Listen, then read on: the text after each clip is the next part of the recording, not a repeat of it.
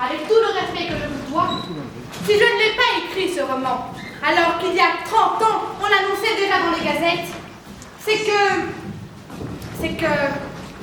je ne devais pas l'écrire. Je me suis laissé dire pourtant que vous aviez imaginé un début. Un début? Oui, peut-être. 2 ou 3 idées jetées à la hâte. Mais tout cela est si loin. 15 francs par page, Théophile. 15 francs. Nous sortons votre histoire en feuilleton et dans 2 ans, le roman est publié. J'aurais aimé vous faire plaisir. Vraiment. Mais je ne sais même plus ce que j'en ai fait de ce début. Le personnage devait être très ennuyeux. Et d'ailleurs, je me suis arrêtée. Ah non! Là, trop, c'est trop. Vous savez ce qu'il vous dit? Le personnage très ennuyeux. Mais qu'est-ce que c'est que ça? Ça, c'est votre œuvre, monsieur Gauthier. Vous l'avez imaginé il y a 30 ans et abandonné. Oh, mais je ne suis pas le plus à plaindre. Regardez-le, mon maître. Regardez ce pauvre baron de Sigognac. Sigognac? 30 ans qu'il croupit dans le château délabré de ses ancêtres. 30 ans qu'il attend que vous daigniez vous occuper un peu de lui. Mais non, monsieur Gauthier boit dans du vin, dans les soirées mondaines. Monsieur Gauthier est un égoïste. Dites donc, je ne vous permets pas. Regardez-le, monsieur. Regardez ce héros à qui vous avez promis tant d'aventures. Ce château sera son tombeau si vous renoncez à écrire son histoire. 16 francs la page. Vous disiez? Bon, d'accord. J'irai jusqu'à 17. Écoutez, je vais être franc avec vous. Vous n'êtes pas le premier à tout tenter pour que je l'écrive, ce roman. Vous allez vous ruiner dans cette affaire-là, mon ami. Le cap et l'épée n'est plus à la mode. Vous vous trompez, Théophile. La jeunesse a encore besoin de rêver. Oui, la jeunesse a surtout besoin de coups de pied au derrière. C'est vous, monsieur Gauthier, qui aurez furieusement besoin qu'on lui botte derrière. Ça suffit, oui. Pardon? Non, ce n'est rien. Je me parle à moi-même. Les coups de pied au derrière. C'est la seule chose dont mon maître se souvient à propos de son père. Pauvre Sigognac. Celui qui n'aime pas et qui n'est pas aimé est triste à mourir. Ce jeune homme-là, c'est vous, monsieur Gauthier. C'est votre sang qui coule dans ses veines. Et s'il pleure à présent, c'est parce que tout au fond de vous se cache une tristesse qui ne demande qu'à sortir.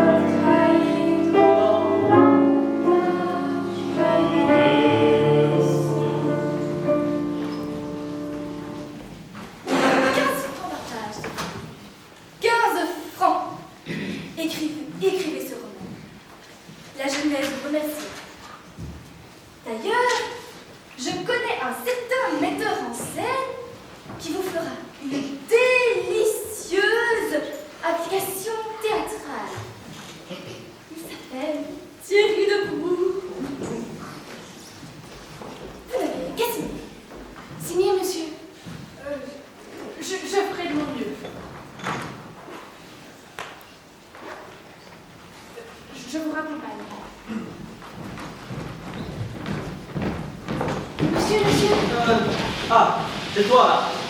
Vous n'avez pas entendu? Monsieur Gauthier vient d'accepter d'écrire la suite de vos aventures. Et tu l'as cru? Il vient de signer un contrat. Ce n'est pas la première fois. Tu as la mémoire bien courte, ma pauvre Marthe. Cette fois, je crois que c'est sérieux. J'étais particulièrement convaincante et l'éditrice particulièrement généreuse. Combien de promesses ont tenues? Combien de fois n'ai-je dit à ces portraits accrochés au mur? Au revoir, mes ancêtres. Je m'en vais sur les chemins de l'ombre, combattre des dragons et libérer cette jeune personne qui m'était apparue en rêve pour me dire qu'elle m'attendait. N'importe quoi. Attention, le voilà qui revient. Vous avez pris la bonne décision, monsieur, et vous venez de nous réchauffer l'âme. Bon, nous nous étions arrêtés où? À la fin du premier chapitre, c'est l'automne. 3 coups sont frappés assez violemment à la porte du dos. Monsieur Baron se fiche et me regarde. Et c'est tout. Nous n'avons jamais su qui a frappé. Cela fait 30 ans que nous nous sommes réduits aux hypothèses. 30 ans que nous nous demandons quel voyageur mal avisé a bien pu heurter la porte de ce sinistre lieu. Bien. Nous allons arranger cela. Dis donc, vous allez vite en besogne. Je n'ai rien fait, rien pensé. Va voir qui c'est.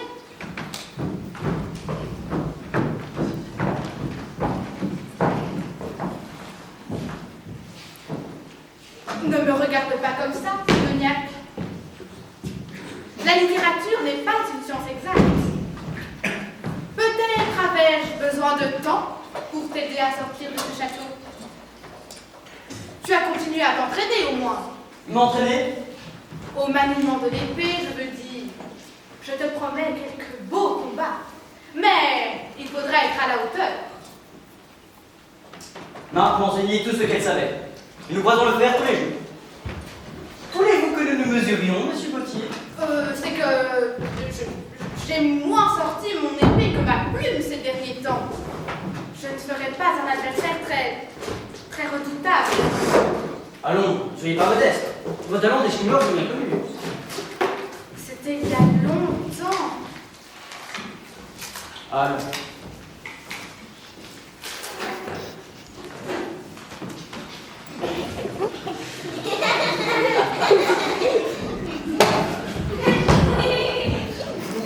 En garde, mon cher auteur.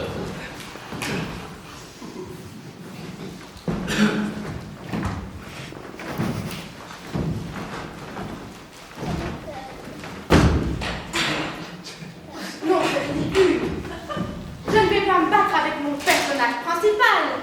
Si, par accident, je venais à te tuer.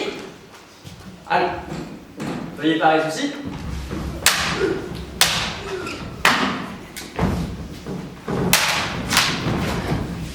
Vous voyez, vous avez encore de beaux restes. Maintenant, le décor.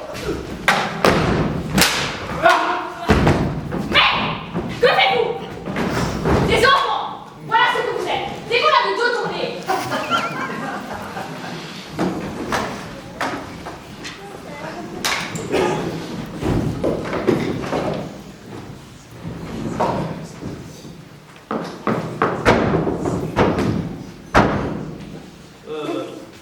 Va voir qui c'est.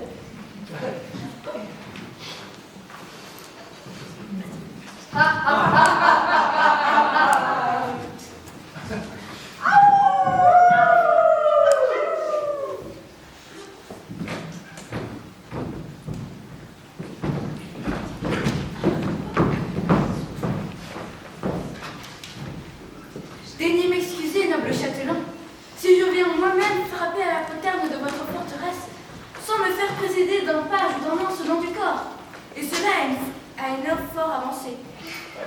Nécessité force les gens les plus polis à des barbarismes de conduite.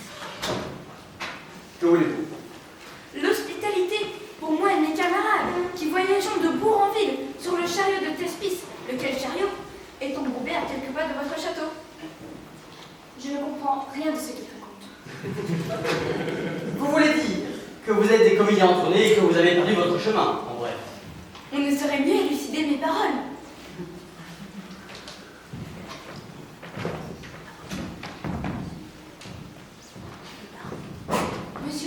Monsieur le baron est l'unique survivant de la famille Sigoniac. Ah, Cela fait, ses aïeux se sont ruinés. De la guerre, du vain désir de briller. Chaque génération a légué à la suivante un château de plus en plus abîmé. Monsieur de Baron vit seul. Il a plus peur d'un sourire que d'un coup d'épée. Il a déjà donné sa démission de la vie. Qu'à cela ne tienne. Notre métier est d'amuser les gens de bien.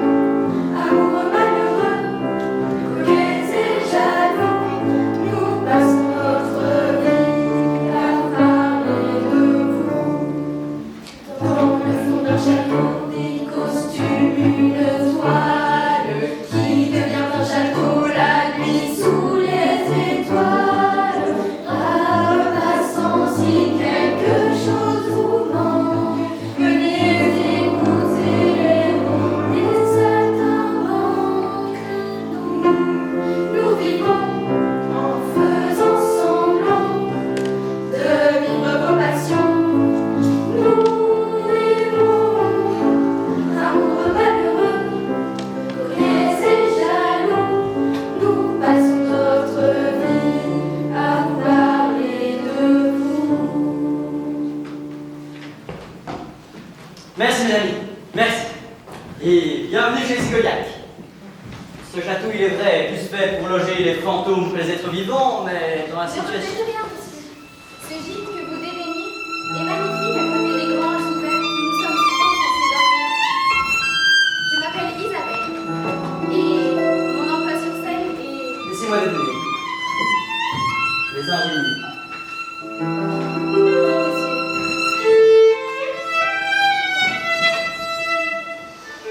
Bienvenue, mademoiselle.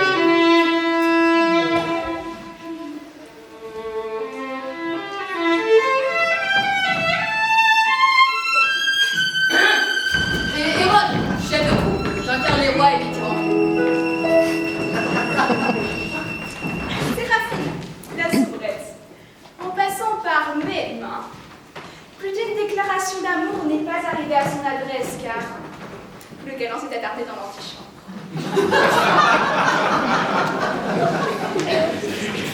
Je suis Léandre, l'amoureux de la troupe, bête noire des pères et des maris, l'amoureux des femmes et des filles, toujours prêt à pousser des soupirs et à rouler des déclarations, et cela rasé de près.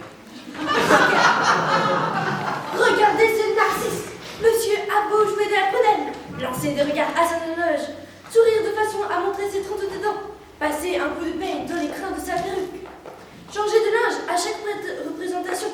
Dut-il se passer de déjeuner pour payer la lavandière?